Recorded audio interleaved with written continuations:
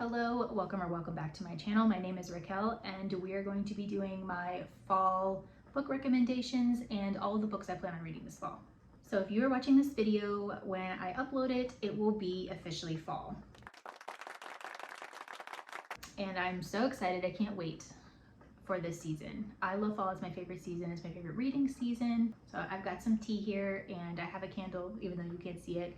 But I am cranking my air conditioner up and putting on a sweater, feeling the vibes of fall, even though I don't really feel them when I walk outside. So everybody has their things that they think of when they think of fall. I was watching one of these videos the other day and I heard someone say that they feel like small town romance is a fall thing.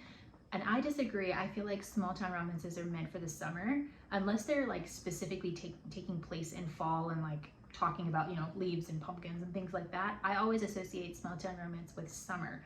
So everybody has like a little bit of different stuff that they associate fall with.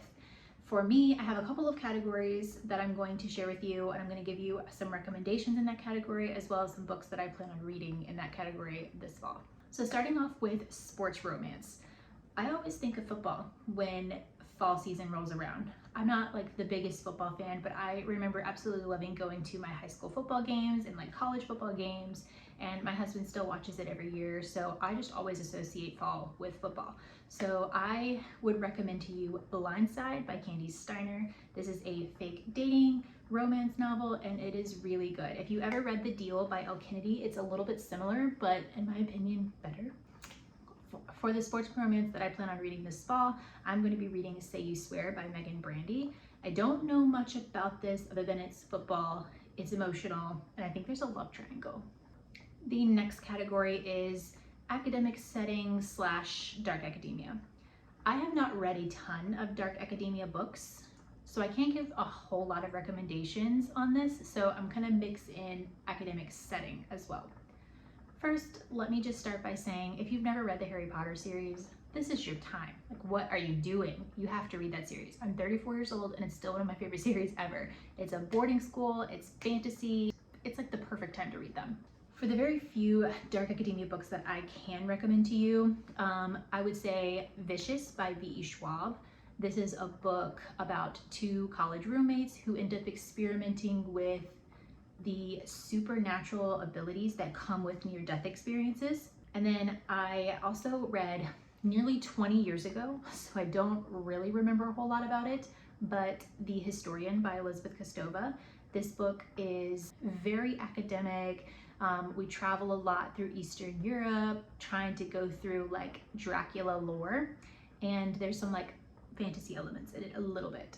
And then as far as like academic setting, if you've never read The Love Hypothesis, I'm sure you probably have, but I think that's really perfect to read in the fall. Again, it takes place at a college, it's like STEM, and I think that's a really good one to read right now.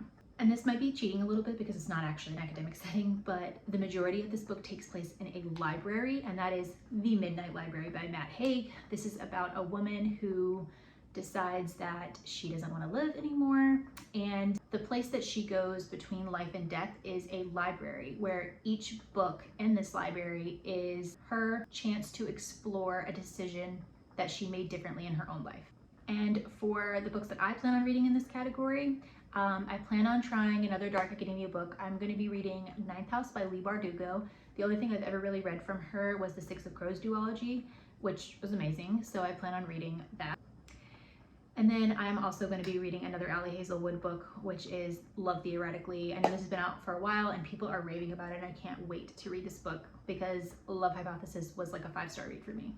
The next category is mystery thriller. I love reading this kind of stuff in the fall. Like, I want something like a little bit creepier, and so mystery thrillers are always perfect. So some recommendations that I have is A Good Girl's Guide to Murder series. I actually have not read the last one yet, and I plan to finish that later this year, but I've read the first one and the second one, and they're so good. And I highly recommend the audio for that as well. The next book that I would recommend is Verity by Colleen Hoover. I know you guys have probably read all these. I don't even know why I'm recommending them, but if you haven't read Verity by Colleen Hoover, this is so good. If you are a romance reader and you are looking to get into thrillers and mysteries, I think this is a really good gateway because it is creepy, it's disturbed, there's like some romance in there, like a little tension. I loved this book. It's one of those books where at the end you're like, I don't actually know what really happened. I also recommend Jar of Hearts by Jennifer Hillier. This book was so good. It's very dark, and it's a little bit on the lengthier side if I remember correctly, but it was really good. Another book that I recommend that isn't really like a murder mystery, but kind of also I think falls in like the dark academia category too, really. Anything by Dan Brown, but specifically Angels and Demons. I know a lot of people read The Da Vinci Code several years ago, but Angels and Demons was always my favorite one. And as for mystery and thrillers that I plan on reading this fall is, of course, like I said, I'm going to be finishing the third book in the A Good Girl's Guide to Murder series, and I also plan on reading Gone Girl and The Housemaid. The next thing that I find I read a whole lot more of during the fall season is fantasy. I love reading some fantasy in the fall. I read a lot of good ones already this year, but some that I'm going to recommend to you are probably things you've already heard on the internet, because a lot of my recommendations come from like the viral books on YouTube and TikTok and Instagram, and so I'm sure you've probably heard of them too, but I'm going to recommend them to you as well. The A Court of Thorns and Roses series, I love that series so much. I read it last year, and I will definitely read it again at some point. And the Six of Crows duology by Leigh Bardugo, the Infernal Devices series by Cassandra Clare. I also recommend Fourth Wing. I love that book so much.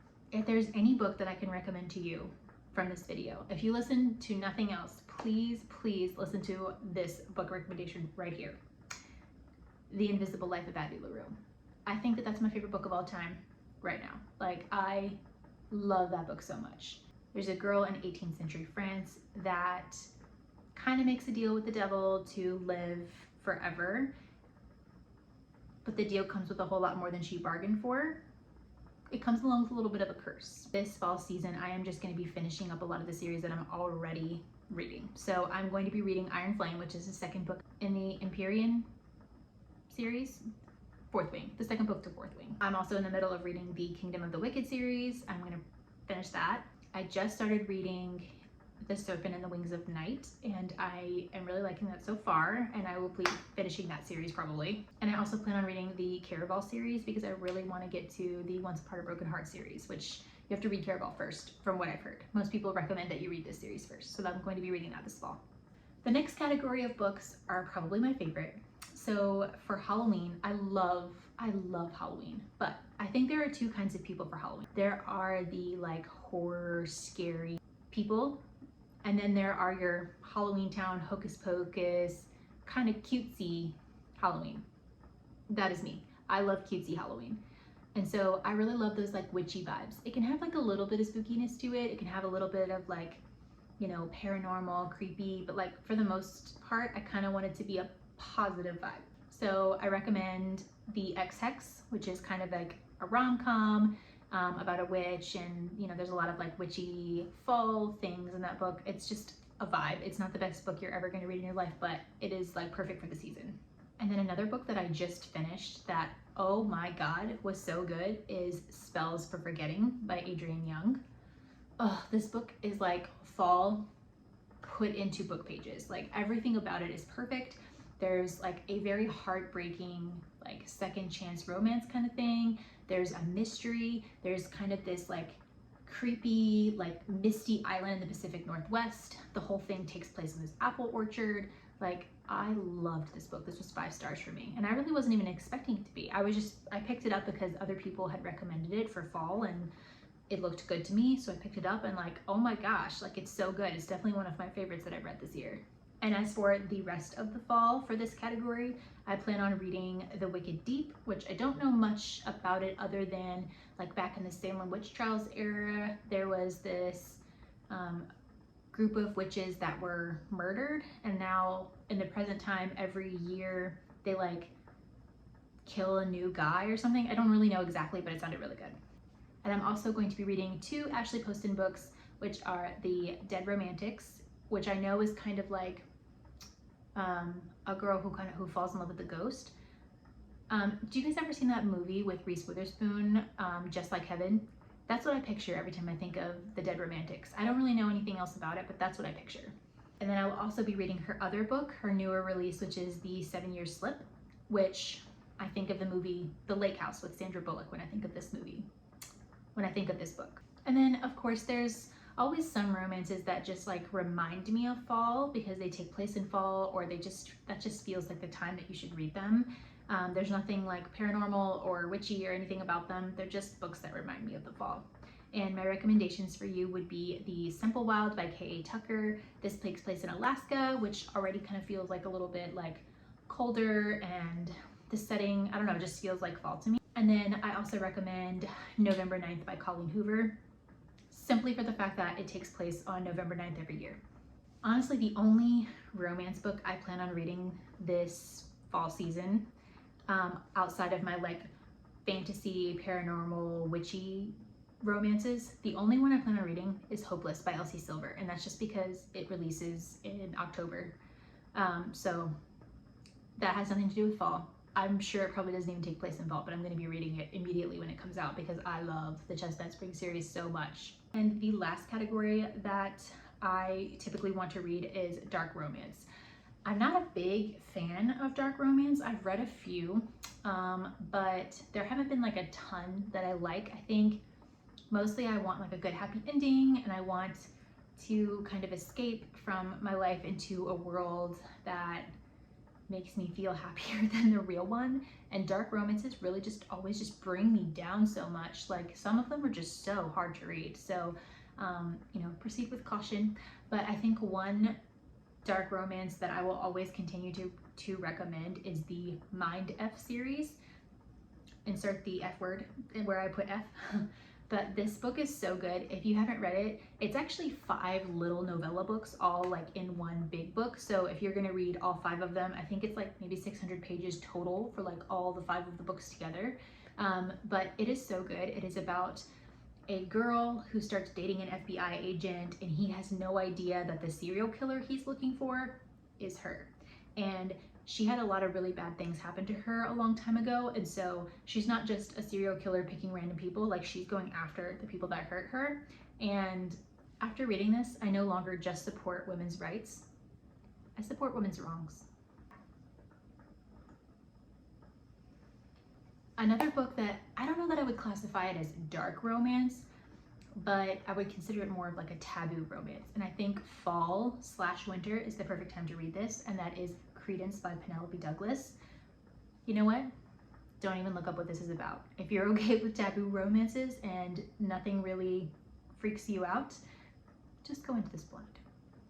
I plan on picking up 2 dark romances this fall. One of them, I don't know why I'm choosing to read this now. It feels like you should read pirate related books in the summer, but I have it on my TBR to read this fall, and that is Sea of Ruin by Pam Godwin. All I know is that this is a pirate dark romance.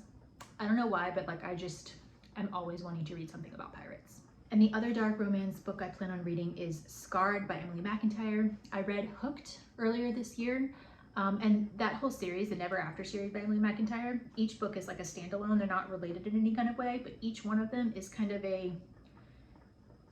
it's not a retelling, reimagining inspiration of like a Disney classic. So Hooked was kind of inspired by Peter Pan, but it is not about, you know, a flying boy that never grows up. It is not about a pirate, nothing like that. It just kind of takes inspiration from the characters. Like for example, pixie dust in the Disney movie that we love is magic that helps you fly, but pixie dust in the book Hooked is a drug.